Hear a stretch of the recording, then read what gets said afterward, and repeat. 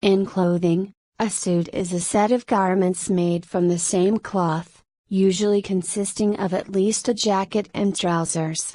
Lounge suits, also known as business suits when sober in color and style, which originated in Britain as country wear, are the most common style of Western suit. Other types of suits still worn today are the dinner suit, part of black tie, which arose as a lounging alternative to dress coats in much the same way as the day lounge suit came to replace frock coats and morning coats, and, rarely worn today, the morning suit. This article discusses the lounge suit, including business suits, elements of informal dress code. The variations in design, cut, and cloth, such as 2- and 3-piece, or single and double-breasted, determine the social and work suitability of the garment. Often, suits are worn, as is traditional, with a collared shirt and necktie. Until around the 1960s, as with all men's clothes, a hat would have been also worn when the wearer was outdoors. Suits also come with different numbers of pieces. A 2-piece suit has a jacket and the trousers, a 3-piece adds a waistcoat, known as a vest in North America. Further pieces might include a flat cap made from the same cloth. Originally, as with most clothes, a tailor made the suit from his client's selected cloth. These are now often known as bespoke suits. The suit was custom made to the measurements, taste, and style of the man. Since the Industrial Revolution, most suits are mass-produced, and, as such, are sold as ready-to-wear garments, though alteration by a tailor prior to wearing is common.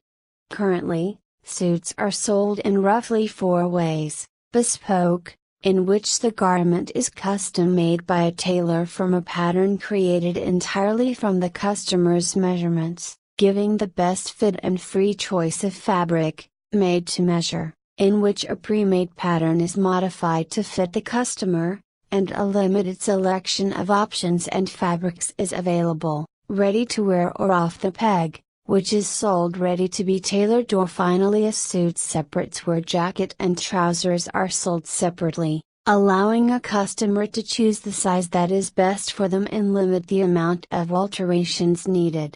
History: the current styles were founded in the Industrial Revolution during the late 18th century that sharply changed the elaborately embroidered and jeweled formal clothing into the simpler clothing of the British Regency period, which gradually evolved to the stark formality of the Victorian era. It was in this search for more comfort that the loosening of rules gave rise in the late 19th century to the modern lounge suit. Etymology: the word suit derives from the French suite, meaning following, from some late Latin derivative form of the Latin verb sequere equals I follow, because the component garments, jacket and trousers and waistcoat, follow each other and have the same cloth and color and are worn together. As a suit, in this sense, covers all or most of the wearer's body, the term suit was extended to a single garment that covers all or most of the body, such as boiler suits and diving suits and spacesuits. See suit, disambiguation. Brooks Brothers is generally credited with first offering the ready-to-wear suit, a suit which was sold already manufactured and sized, ready to be tailored. It was Hager Clothing that first introduced the concept of suit separates in the U.S., the concept of separately sold jackets and trousers, which are widely found in the marketplace today. Parts of a suit: there are many possible variations in the choice of the style, the garments and the details of a suit. The cut: the silhouette of a suit is its outline. Tailored balance created from a canvas fitting allows a balanced silhouette, so a jacket need not be buttoned and a garment is not too tight or too loose. A proper garment is shaped from the neck to the chest and shoulders to drape without wrinkles from tension. Shape is the essential part of tailoring that often takes handwork from the start. The two main cuts are 1. Double-breasted suits, a conservative design with 2 columns of buttons, spanned by a large overlap of the left and right sides, and 2. Single-breasted suits, in which the sides overlap very slightly, with a single column of buttons. Good tailoring anywhere in the world is characterized by strongly tapered sides and minimal shoulder, whereas often rack suits are padded to reduce labor.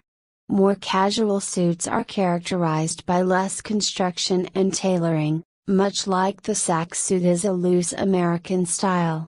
There are 3 ways to make suits: ready-made and altered sizes or pre-cut shapes, a convenience that often is expressed over time with wrinkles from poor shaping, leading to distortion; the made-to-measure suit that uses measurements, not shaping, to achieve things like style, lengths and horizontal measurements; the custom, bespoke or tailoring design suit that has interim half-made fittings and is cut from an actual personal pattern.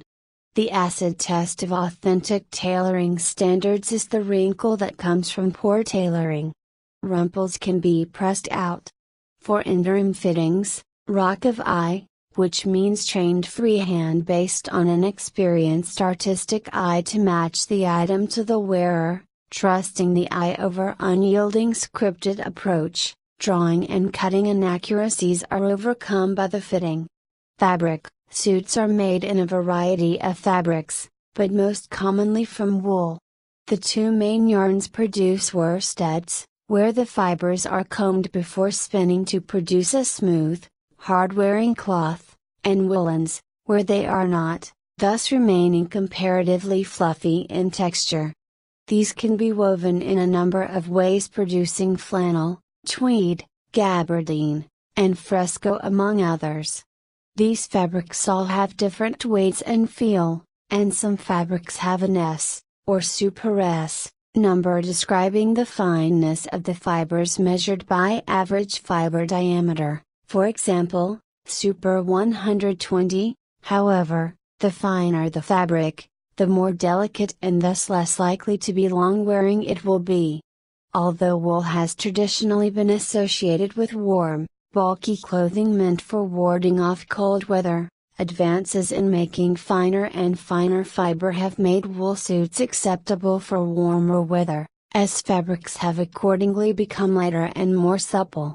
Wool fabric is denominated by the weight of a 1 square yard piece, thus, the heavier wools, suitable for winter only, are 12 to 14 ounces, the medium, 3-season, that is, excluding summer, are 10 to 11 ounces, and summer wools are 7 to 8 ounces. In the days before central heating, heavier wools such as 16 ounces were used in suits, now they are used mainly in overcoats and topcoats. Other materials are used sometimes, either alone or blended with wool, such as cashmere. Silk alone or blended with wool is sometimes used. Synthetic materials, while cheaper, for example, polyester, are very rarely recommended by experts. At most, a blend of predominantly wool may be acceptable to obtain the main benefit of synthetics, namely resistance to wrinkling, particularly in garments used for travel. However, any synthetic, blended or otherwise, will always be warmer and clammier than wool alone. For hot weather, linen is also used, and in southern North America cotton seersucker is worn. The main 4 colors for suits worn in business are black, light gray, dark gray, and navy, either with or without patterns.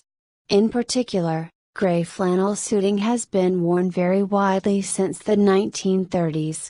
In non-business settings or less formal business contexts, brown is another important color. Olive also occurs. In summer, lighter shades such as tan or cream are popular.